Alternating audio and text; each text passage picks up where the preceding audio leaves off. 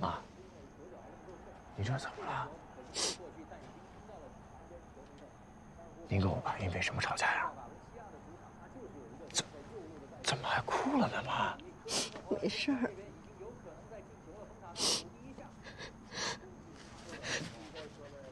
小橘子，你们鼎华是不是出事儿了？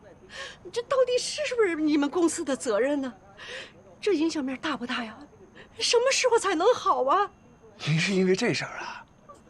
哎呦，妈，这是公司的事情，用不着您操心啊。而且再说了，这不管怎么样也不可能波及到我，又不是我部门的事情。妈，咱不担心啊，不担心。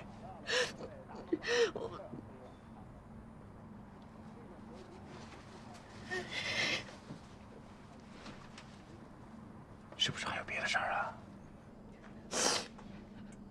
妈，实话跟你说吧，我把咱们家的钱全都拿出来，去买了鼎华的股票了。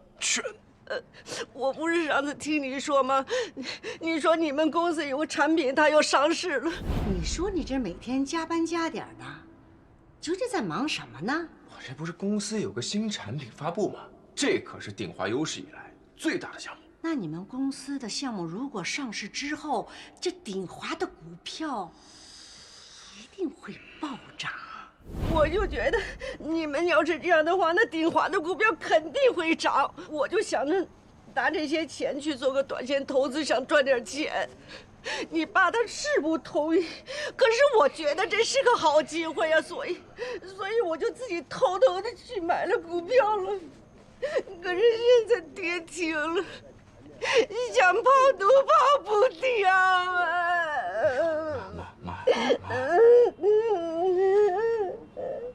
全都买了什么意思啊？您是买了多少钱啊？我辛辛苦苦赚了一辈子的钱，全都让你妈拿去买股票了，这就叫贪得无厌。爸，您少说两句吧。妈，这事您别太上火，钱没了就没了，不还能挣吗？我的工作啊挺稳定的，爸的公司也照常运营，没事的啊，一切都会好起来的。再说了，这鼎华也在想对策，不可能就这么跌停下去的。真的会好起来吗？能啊，当然能好。放心吧，一切都会好起来啊！不哭。行了，别没完没了的，你耽误孩子休息吧。你少当着儿的面吼我啊！是，我是背着你去买了股票了，你凶什么凶啊？我告诉你，欠你的钱，我会一分不剩的我还给你。我拿什么还呢你？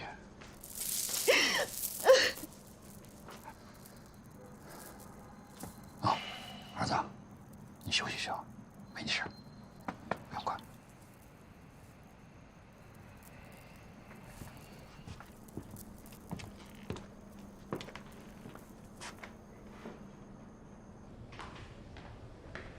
魏主任，你怎么还亲自来了？林总在不在？林总还没来公司。他不在公司。这次事故，药监局高度重视。林总不会觉得这样就会躲过去了吧？您误会了，林总正在赶来的路上。我先带您去会议室休息一下。这边请。陈总，咱们之前是有协议的，对吗？事故的原因对外封口，对不对？那你为什么要跟药监局说这是鼎华的责任呢？我们自己都还在查，你凭什么这么确定的，对吗？那你这叫什么话呀？对吧？不是，你知道你现在这个行为叫什么吗？你这叫背信弃义，对吗？合作了这么多年了，基本的默契跟信任都没有吗？那你要这么说，那我们合作可以到此终止了。在没有查明事故的原因之前，我告诉你，鼎华对你保留起诉的权利。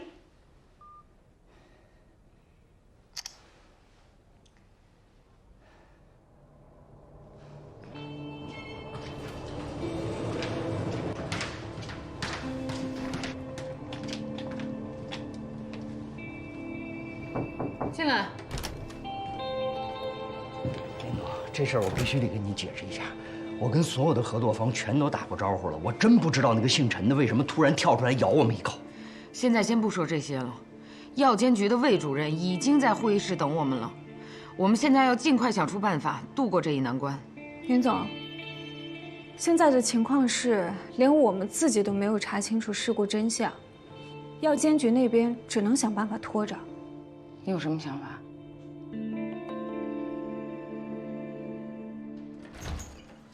哎呀，魏主任，让您久等了，我们这刚开完董事会，辛苦您，辛苦您，来坐，坐好，好坐。林总，魏主任，您辛苦了。这是我们应该做的。那我就公事公办，有什么说什么了。希望林总您不要介意啊。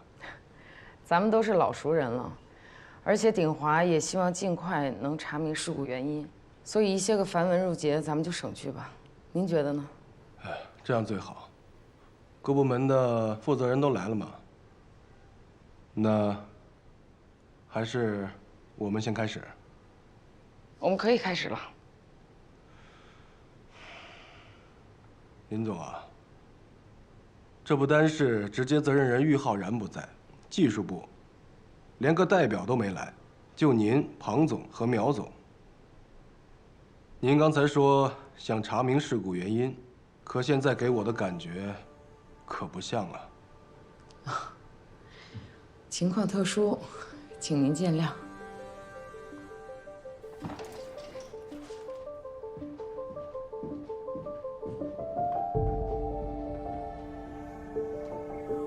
魏主任，这是鼎华关于这件事情的初步调查报告，所有的情况都已经写在文件里了。报告已经出来了，态度是值得肯定的。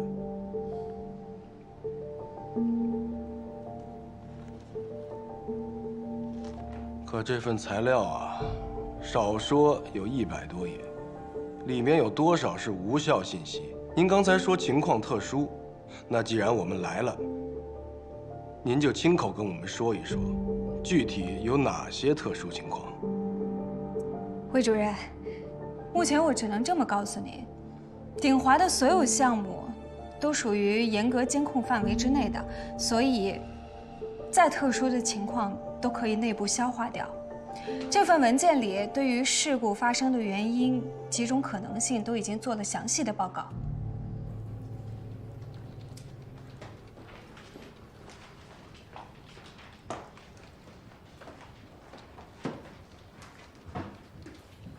小雷，这个怎么样了？还可以，就是需要核算的数据量太大了。辛苦了。这个多久会有结果？不好说。现在这个进度来看，可能还需要24个小时吧。你自己掌握好节奏，也得适当注意休息。这次的核算不能再出错了。你放心了。我听说怎么药监局来人了？什么事儿？这个你放心吧，还有我们呢。你只需要好好带着你的人做好核算工作就行了。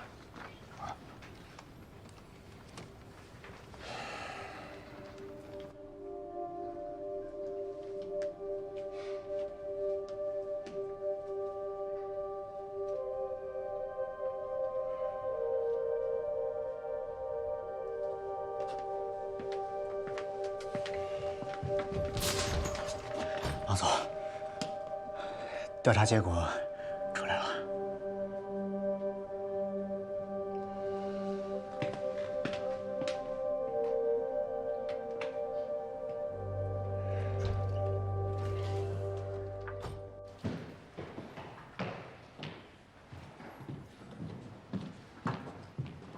安科长，找宋局。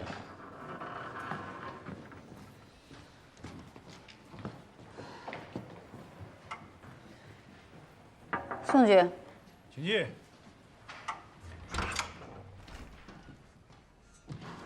宋局，有事吗？我有一个事一直想不通，想跟您聊聊。坐吧。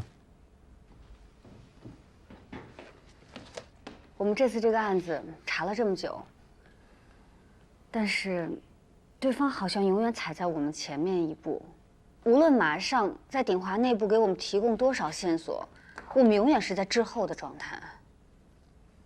这些话，我不知道自己还能跟谁说，但是我现在突然怀疑，是不是我能力有问题，宋局？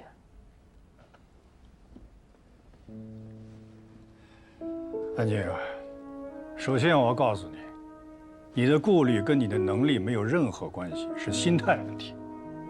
你入行到今天接手的案子都太顺利了，当然了，这也说明你的能力很强，但是也造成了你没有经历过什么挫折。但是现在的被动局面，并不是因为我心态失衡造成的呀。我这次进专案组之前就已经做好了准备，我知道这次的难度会很大，我已经准备好了会迎接这种挫败感。那你是觉得只要做好了准备就没有失败的可能了吗？很多时候，我们需要从最为不利的起点出发，敌人画迷宫，我们走迷宫。你走迷宫的时候，如果发现前面是死路怎么办？退回到上一个岔路口，走另一条路。对呀，选择另外一条道路也有可能是死路，但是至少我们排除了一个错误的选项。那您认为郁浩然这条路是不是错误的选项？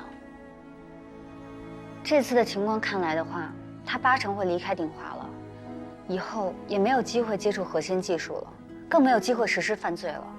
也许吧，但是你换一个角度想想，如果郁浩然不是我们要找的人呢？那么这件事情还有什么疑点？就从郁浩然的本职工作出发。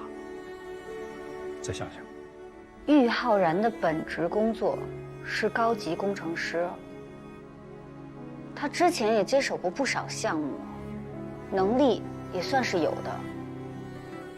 所以，他这次在这么关键的项目上，犯了这么低级的错误。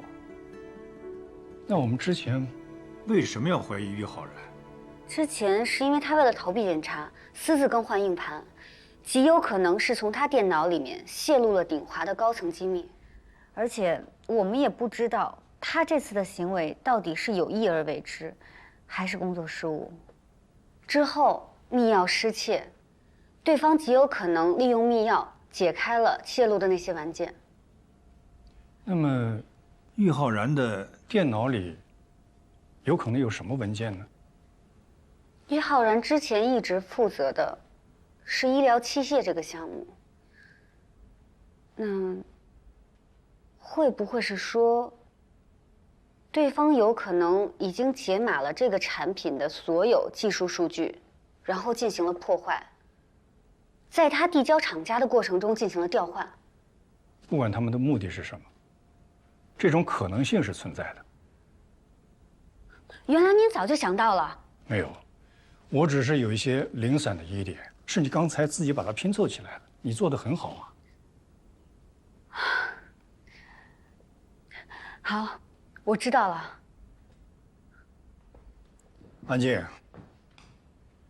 其实这没什么，遇到问题解决问题而已。嗯，谢谢您。这件事虽然是郁浩然工程师单独负责，但是整个监控系统，我现在有一个问题，为什么鼎华完全不考虑人为失误的可能？医疗器械，关乎人命啊！鼎华这样做是不是有点太草率了？你不要再跟我说流程了，我看先这样吧。魏主任，我有几句话想说。你说吧。报告里有大量篇幅都在说鼎华的保密工作。我想请问一下，您对这方面有没有什么了解？保密工作是你们公司内部事务，不属于药监局考量范围。这个我们明白。鼎华的项目大多涉及 DS 材料，这属于国家严格监控范围之内的。我想刚才林总所说的特殊情况，应该指的就是这一点。那好，那你就给我们介绍一下。谢谢。在郁浩然单独负责最终审核之前，就已经有多名工程师分别进行过数据校对。准确来说，郁浩然只是负责最后的汇总。然而，对于人为失误的可能性，鼎华也是有考虑到的。而且在这样的一个过程当中，每一次进行的数据存取都会用到专用密钥解码。可惜结果还是不理想。我想强调的是，鼎华已经在各方面努力做到最好，但是事故发生的可能性有很多种，甚至不能排除是人为恶意破坏，想要打压鼎华。如果是这样，那麻烦就大了。鼎华的不安定因素会给仪器的使用者，也就是患者造成直接损失。药监局是不会允许这样的事情发生的。请您稍等一下，我刚才说的只是一种可能性。鼎华重视保密工作，绝不是为了弥补已经发生的漏洞，而是为了预防可能发生的问题。这恰恰证明鼎华对用户是非常负责任的。这个我赞同，但你还没有解释为什么会出错。我向您介绍鼎华的保密工作，是想让您知道，鼎华现在面对的情况非常复杂，所以事故原因不能简单的归咎于个人失误或者监管不力。然而，调查事故真相是需要一个过程的。说到底，您今天过来就是想确保鼎华有足够的能力和责任心，能够提供安全高效的医疗产品，对吧？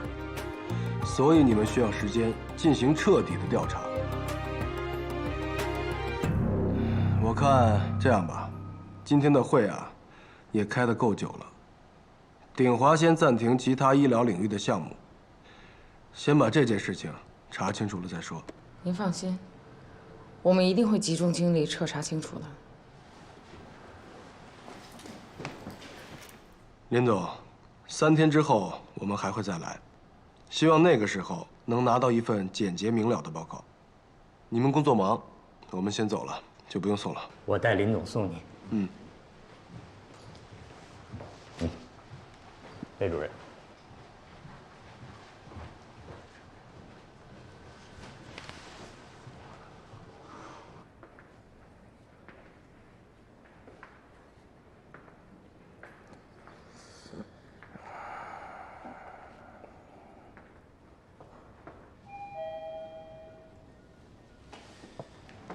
马总，姚总，听说药监局的人来了，情况怎么样？暂时拖住了。但是在事情调查清楚之前，我们要先暂停所有在医疗领域的项目。所有项目？只是暂停已经是最好的结果了。那有什么我可以帮忙的吗？这次事情，不管药监局的报告怎么写，最后都一定会影响到鼎华，尤其是股市方面。所以之后会发生什么样的情况，我们谁都无法预测。可就算能暂时拖住药监局的最终报告，股市的震荡依然是无法避免的。拖时间就是为了让林总和庞总去稳住那几个大股东，只要他们不撤资，鼎华就不至于崩盘。我这几天其实也一直在关注股市，虽然还是一直在跌，但是在收盘的时候就放缓了很多，说明这个方法还是有效的。程雷那边怎么样了？最快24小时，他们会给出精确的复查报告。药监局那边暂时拖住了，可这事故真相一直查不出来，我们也没法计划下一步怎么走啊。这事故的原因不是明摆着的吗？话是这么说，他最近出了这么多事儿，我真的担心像苗飞说的那样，有人恶意篡改。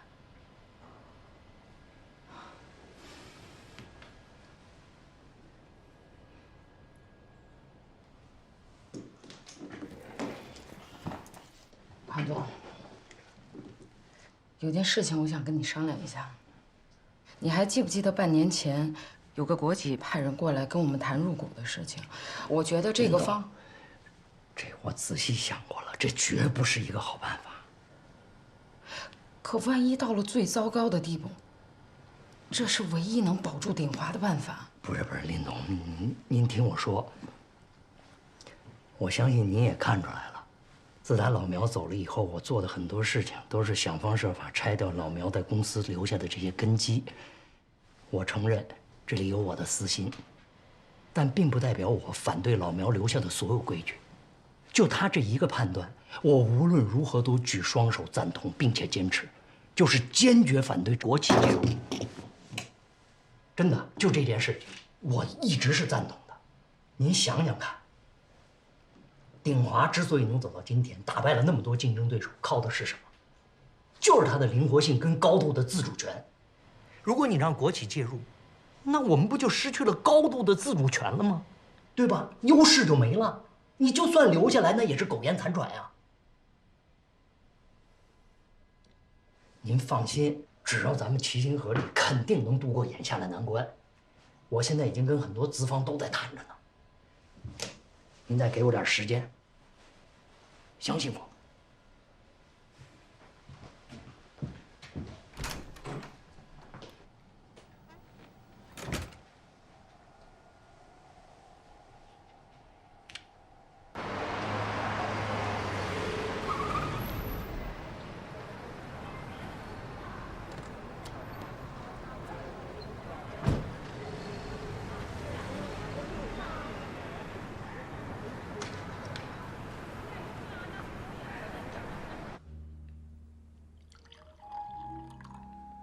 傅大勇那边你联系的怎么样了？和您预料的一样，鼎华那边出事之后，傅大勇那边确实有点松动，虽然没有直接提旷视配合，但是一直在催他女儿出国留学的事儿。这话里话外的意思是，只要我能把这事儿办成，其他什么生意都可以谈。好，接下来我会逐一的告诉你下面做什么。只要按照我的安排，一步一步来，傅大勇一定会答应。好。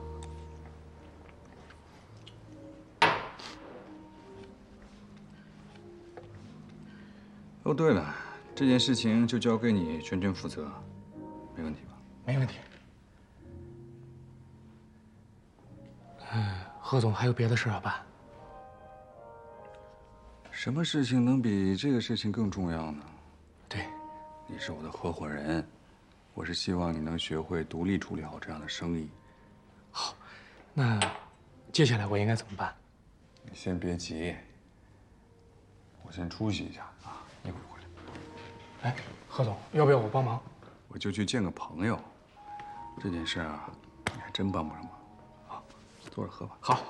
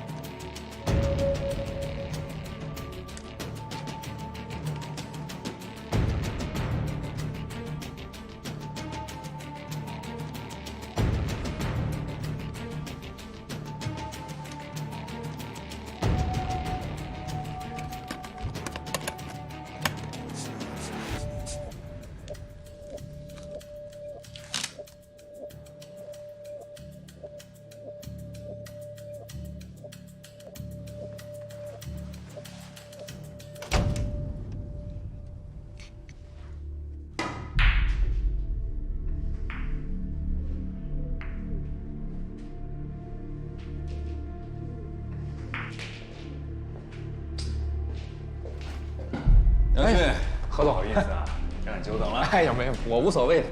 这个，刚才朋友送的。哟，说是他自己的收藏，是吧？好酒。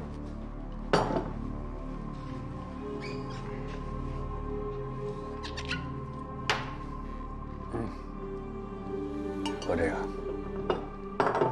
哎呦，这是收藏品，就这么喝了？酒不拿来喝，那它还有什么意义呢？对。哎呦，杨迅，接下来我说的每一句话你都要记住了，只要按照我说的去做，就一定没问题。是。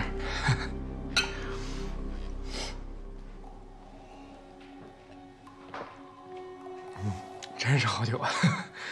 那我再来点。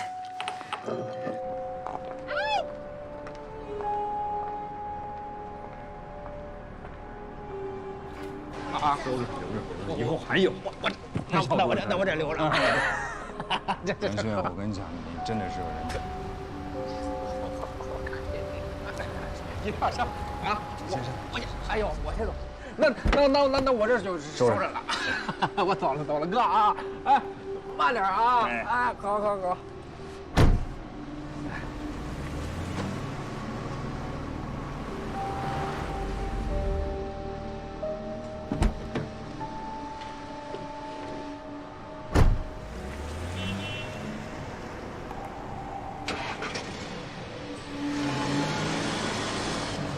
大家加班辛苦了，我买了汉堡。谢谢大家，谢谢。没事儿，来，你们的，谢谢。好，谢谢啊。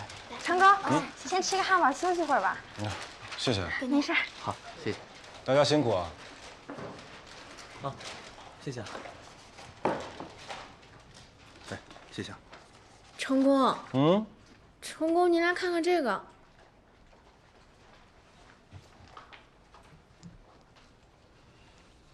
怎么？这完全是无效代码呀！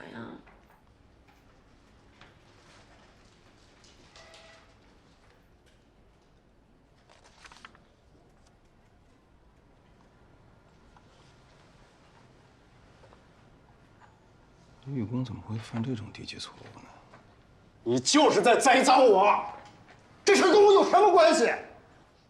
无意义代码，无意义代码，你还工程师呢？你怎么不找一个高明点的理由来陷害我？行了，都别说了啊！鼎华怎么可能有栽赃陷害这样的事发生呢？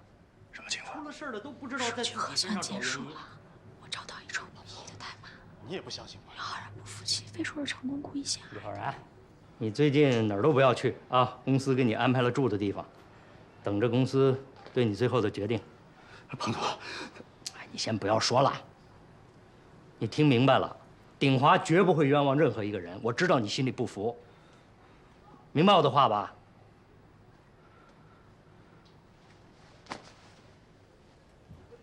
行了，大家工作吧，都散了啊！事情已经查清楚了，确实是我们给厂家提供的数据出现了问题。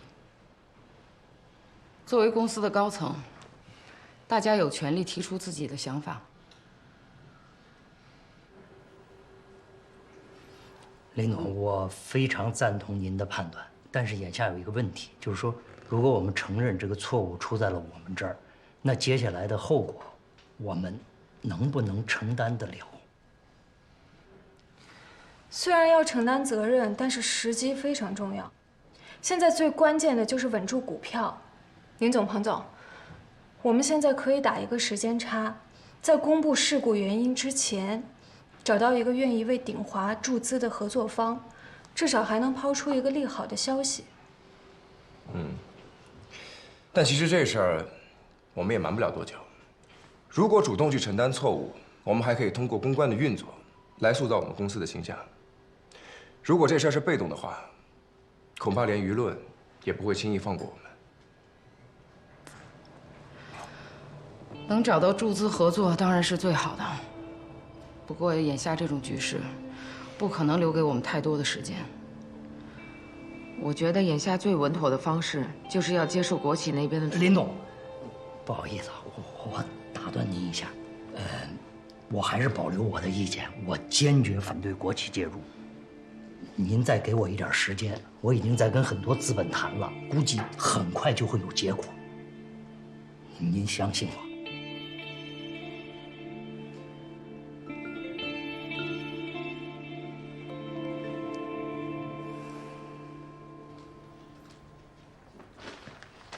大家辛苦了，吃点东西吧。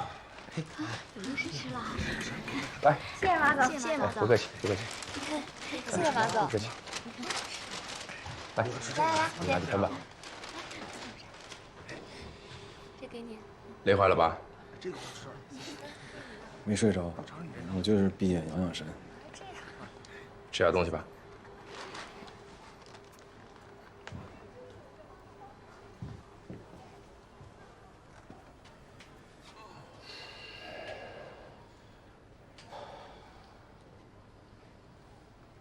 小雷，早上那什么情况？这无效代码是什么意思啊？刚才我问苗璐，他也没跟我说明白。无效代码就是字面上的意思，毫无意义、胡乱拼凑的代码。但这个事情是有点奇怪的。以郁浩然的业务能力，我不相信这种无效代码是他的失误造成。那么也就是说，郁浩然是故意放了一段无意义代码进去，破坏数据。但是他为什么要这么做呢？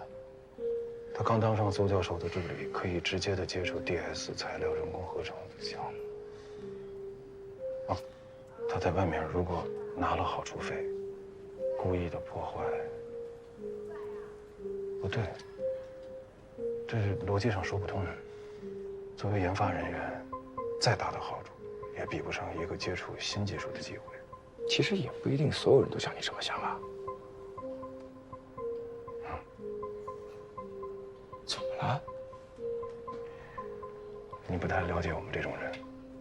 虽然我跟郁浩然不是一路的，但我们都有最基本的职业操守，他也有。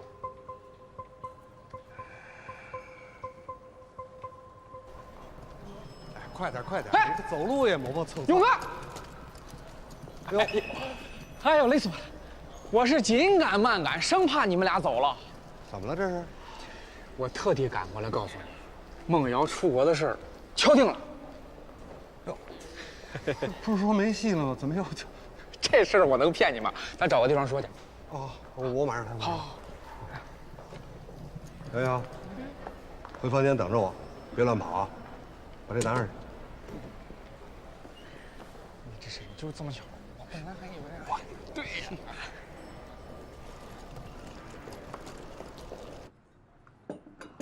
谢谢。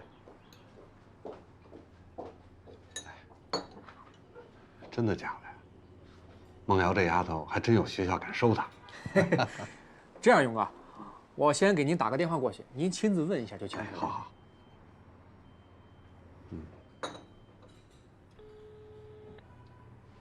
哎，好。喂，你好，傅老板。啊，是这样的，我刚好有个学生呢出了一点问题，就留下了一个名额。既然你是杨总的朋友，他要开了口，那自然就留给你了。哎呦，太感谢了，太感谢了。哎，不过有一个情况，不知道杨总跟您介绍了没有？我女儿英语不太好，那过去了会不会？这个啊，你不用担心。来了之后呢，先上语言预科班，就是算起来时间会长一些，费用也会增加一些。哦，那没问题，没问题。我能问一下，是什么学校吗？一所公立学校。说实话，不是什么名校，但也绝对不是只为挣钱的地方，这一点你可以放心。那就好，那就好。那我还需要准备其他的吗？等一下我给你个清单，你按照上面的提示把材料准备好发给我哦。等一下我把邮箱地址发给你。哎，好嘞，好嘞，您发给我，发给我。那就这样。哎，好，拜拜。再见，再见。哎呀，真没想到啊，这事儿还有转机。您就放心吧，勇哥，到时候会以书面录取通知书的形式寄给您。哎呦，真好，你呀，你帮我解决了一个大问题，要不然回去之后你嫂子指不定怎么跟我闹呢。咱兄弟俩之间客气什么？哎，对了，勇哥，那个采购矿石的事现在怎么说啊？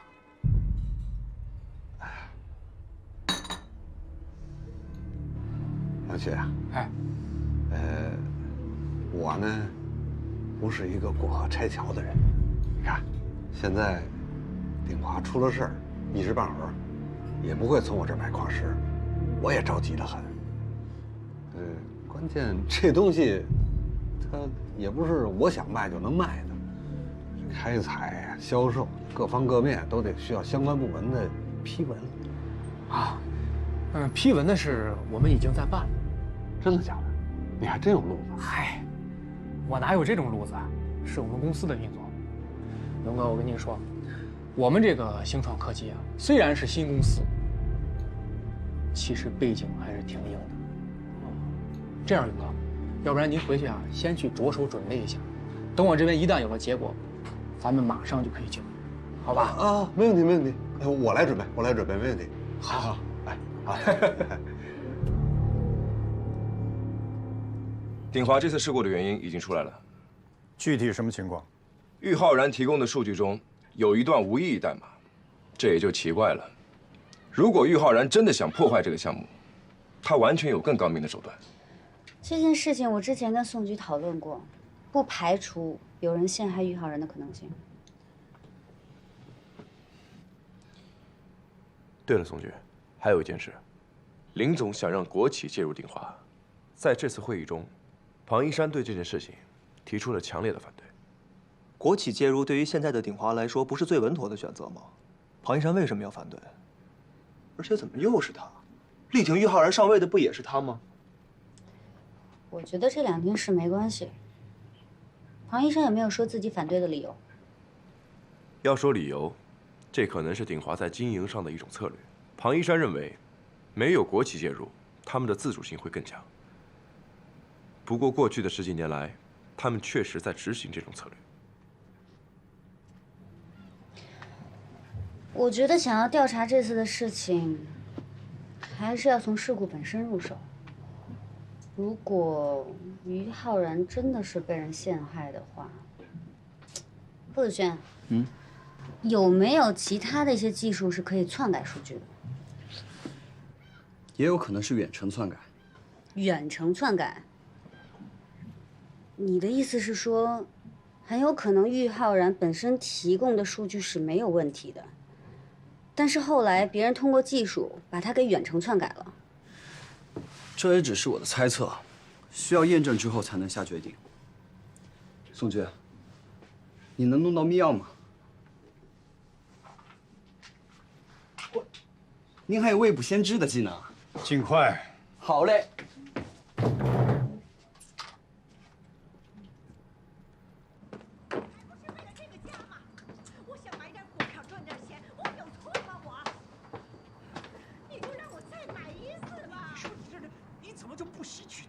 我跟你说真的，折了一次还不算。这次真的也许买了就好了。你就听我最后这一次，行不行啊？我听你。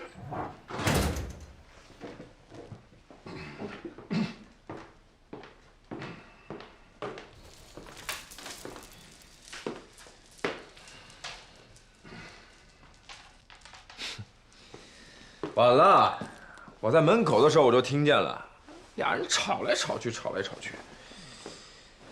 说说吧，这次又是因为什么呀？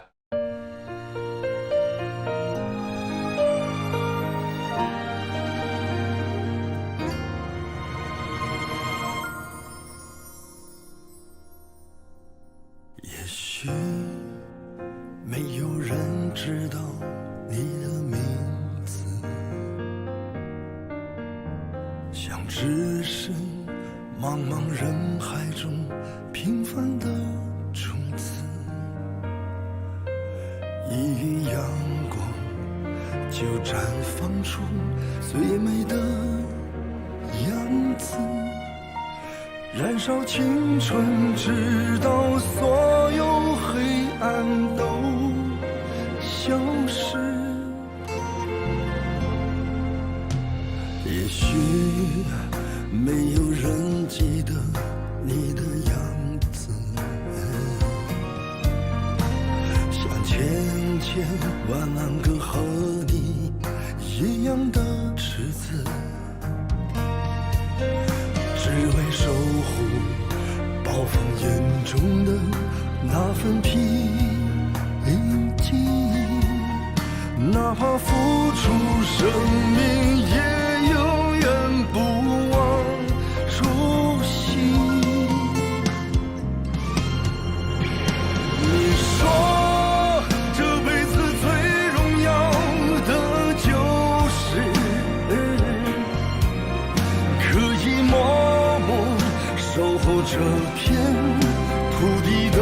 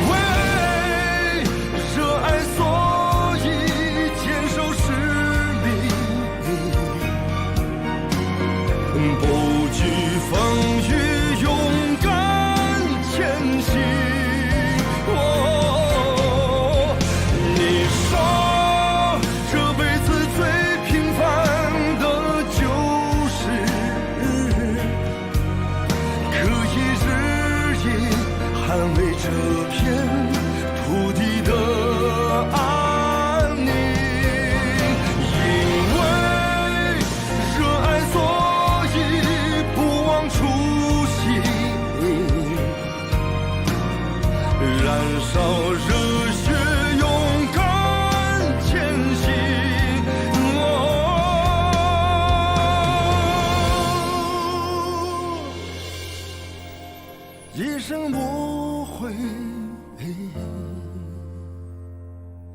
哪怕一生无名。